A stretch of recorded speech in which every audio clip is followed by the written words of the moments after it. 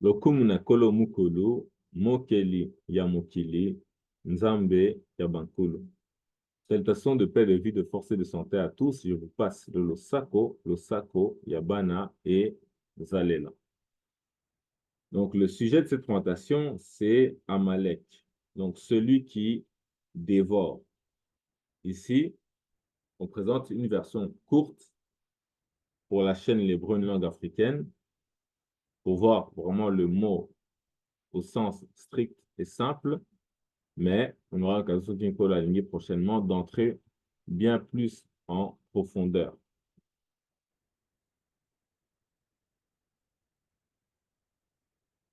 On rappelle d'abord qu'à l'origine, dans l'hébreu biblique, il n'y avait pas de voyelle. Traditionnel, l'hébreu biblique n'a pas de voyelle.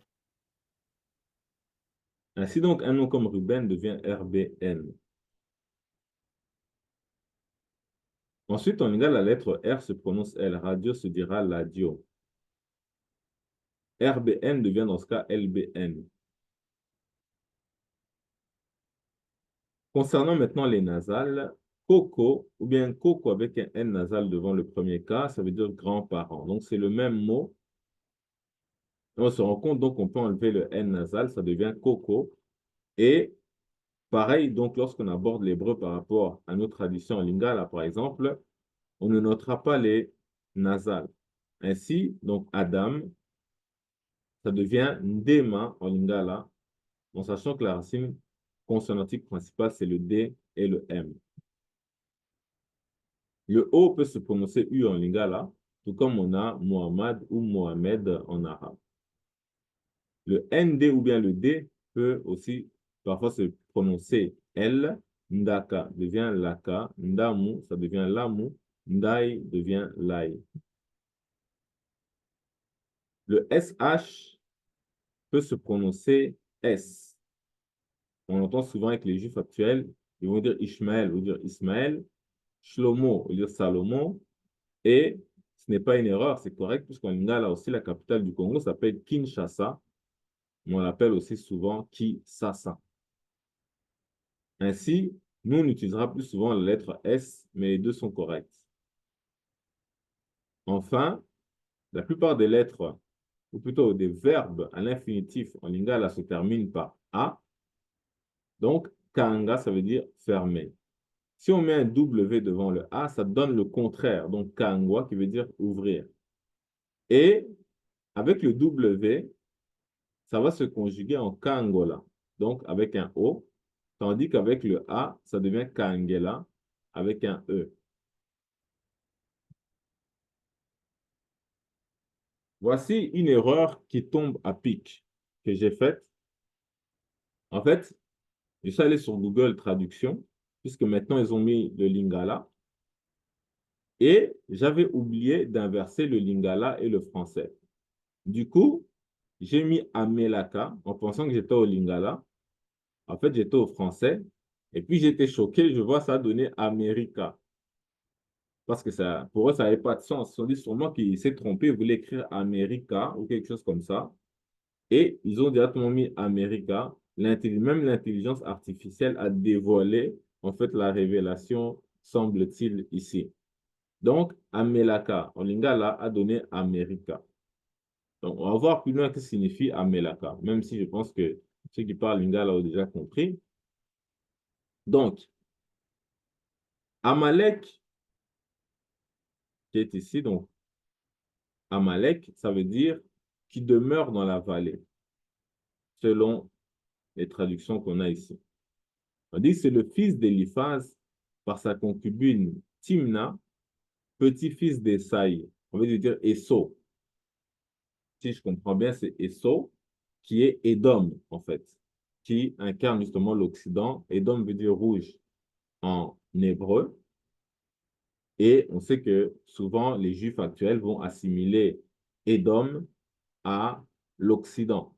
Mais même dans la symbolique spirituelle traditionnelle, même en Égypte, l'ennemi, c'était le dieu rouge, Seth. Et les Romains ont repris cela et on dit que Seth était le dieu des étrangers, etc. Et celui qui usurpe le pouvoir et qui contrôle les nations, qui domine, etc., par la force, et ainsi de suite. Et c'est justement le principe de Esau, de Édom, lorsqu'il a perdu la bénédiction en tant que frère aîné de Jacob, lui qui était roux, qui était donc albinos, et il n'était pas content d'avoir perdu l'héritage, donc forcément il voulait tuer Jacob. Et Amalek est donc un de ses descendants. Même les Juifs actuels, ils vont souvent qualifier tout le monde d'Amalek. Voilà. Dès qu'il y a quelqu'un qui est contre eux, ils vont dire l'Iran, c'est Amalek. Avant, ils disaient c'est Saddam Hussein. Maintenant, ils pensent que c'est le Hamas ou les Libanais. Parfois, même, ils vont dire peut-être les Américains, parce que maintenant, les Américains vont leur donner des sanctions parce qu'ils veulent envahir Rafah, etc. Donc, dans tous les cas, Amalek est considéré comme le grand ennemi d'Israël, des Bans israéliens. Et donc, bref, quand on cherche même l'origine de Amalek, ils disent probablement d'origine étrangère. Donc, eux, ils s'arrêtent là. Ils vont pas plus loin. Pourtant, ça ressemble déjà à Malek, Melouka, la royauté. Donc, quand on sait la puissance, justement, de ceux qui s'assimilent à la puissance de Édom, ben, ou de l'Occident, etc., donc c'est quelque part une forme de royauté. Mais même, ils disent que c'est quelque chose d'étranger, donc ils ne savent pas trop. Ils se disent peut-être que voilà, c'est un mot étranger à l'hébreu. Mais quand même, comme on a dit, on a fait une petite erreur tout à l'heure avec un mot et ça nous a donné un autre nom. Donc, un pays qui boit égale un pays qui avale. Deutéronome 11, il est dit, le pays que vous allez posséder est un pays de montagnes et de vallées qui boit les eaux de la pluie du ciel. Donc, c'est un pays vraiment qui est béni, etc. Mais ils ont utilisé la métaphore boire, l'eau. Mais ça veut dire que c'est un principe qui existe. Et un pays qui boit égale un pays qui avale ou bien qui dévore. Et donc ici, on a mis la carte du continent américain, l'Amérique du Nord, qui a justement avalé totalement le territoire qui appartenait aux Amérindiens sans leur laisser même 1 centimètre carré de terre libre à eux. Donc, eux voulaient vraiment quelque chose qui partait d'un océan à l'autre, un sanctuaire qui n'a pas de voisins, etc. Et c'était très stratégique pour eux, d'où l'idée qu'ils sont devenus la première puissance mondiale avec la doctrine Monroe, qui ne voulait pas que les autres peuples se mêlent de leurs affaires. En Amérique, c'est eux seuls qui avaient le droit de se mêler des affaires américaines. Donc, ce qui fait que les États-Unis, malgré que c'est un immense pays qui a la taille d'un continent, n'a que deux voisins, le Canada au nord et en dessous le Mexique. Donc, des terres qu'ils ont pris aux Amérindiens, puisque les Mexicains sont les Espagnols, etc. Donc, pour trouver ce mot qui disent que c'est d'origine étrangère, mais ils nous ont même dit que ça veut dire la vallée, qui demeure dans la vallée, s'associer à la vallée. Dans le lingala, avaler, boire, se dit mela. La racine, c'est mela. Ici en bas, on dit 29 exemples par rapport au terme mela. Et on a ici Amelaka, etc. Si on va dans le site Glosby, si on tape Lingala français, si on dit Amelaka, donc on a dit boire, il boit ou il buvait. Donc Amelaka, c'est l'idée de boire ou de avaler. Et donc, Amelaka ressemble parfaitement à Amalek dans la racine consonantique. Et donc, on nous a dit qu'Amalek, c'est-à-dire qu'il demeure dans la vallée. On dit vallée, même en français, c'est synonyme de gorge. Et on sait que quand on avale, ça passe par la gorge.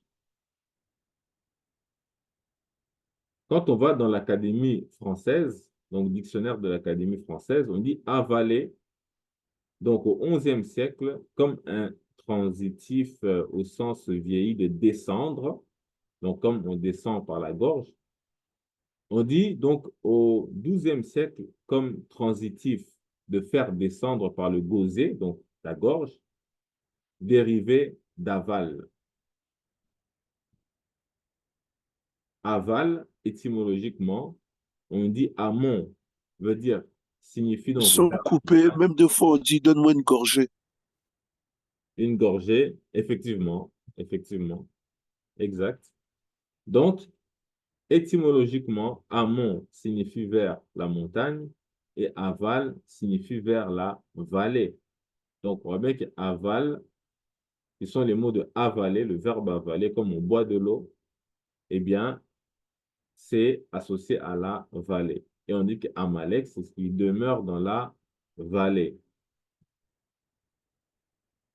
Et on dit encore aval, c'est le côté vers lequel descend un cours d'eau. Donc, quand on verse de l'eau, ben, ça tombe dans une vallée. Donc, ça dévale, ça va vers le bas.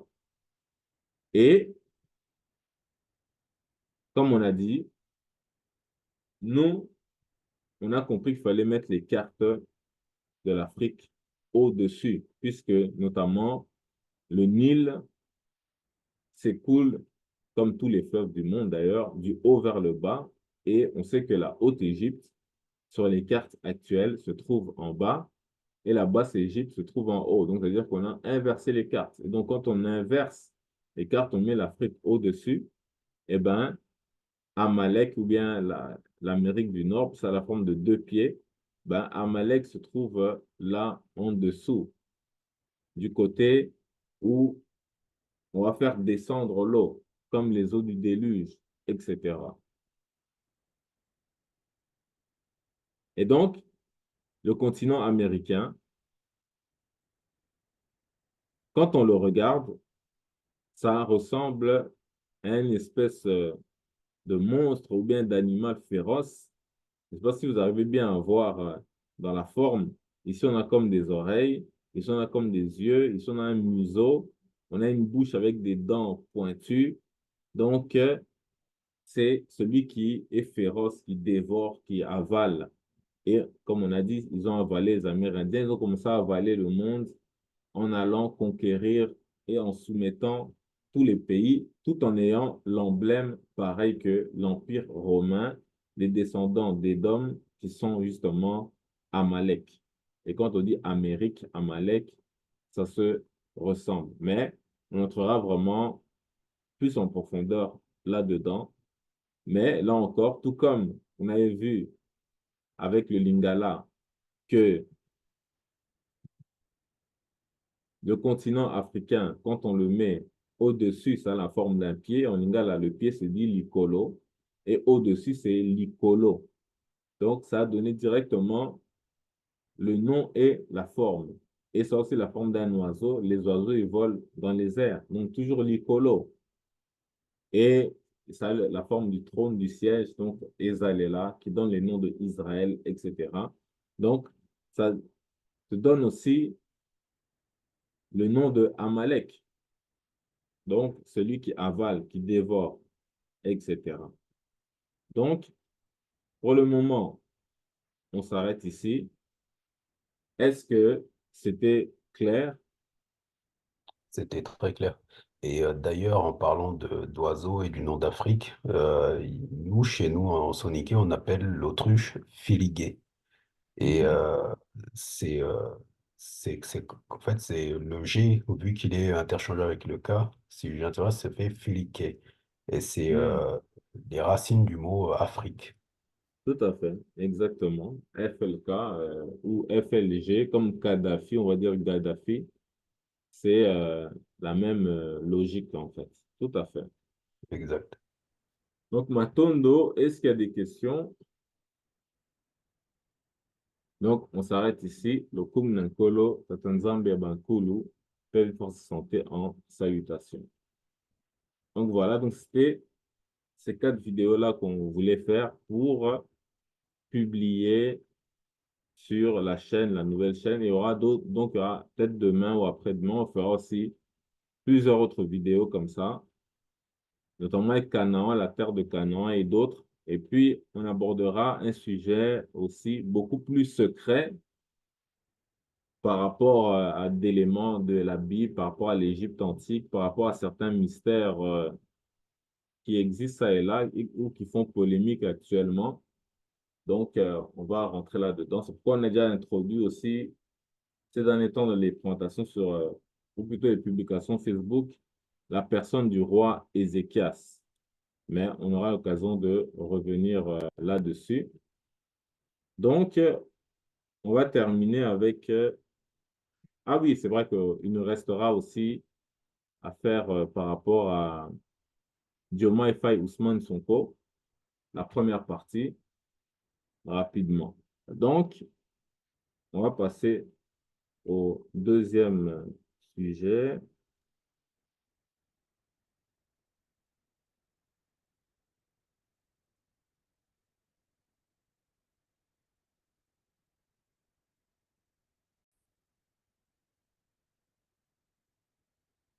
OK.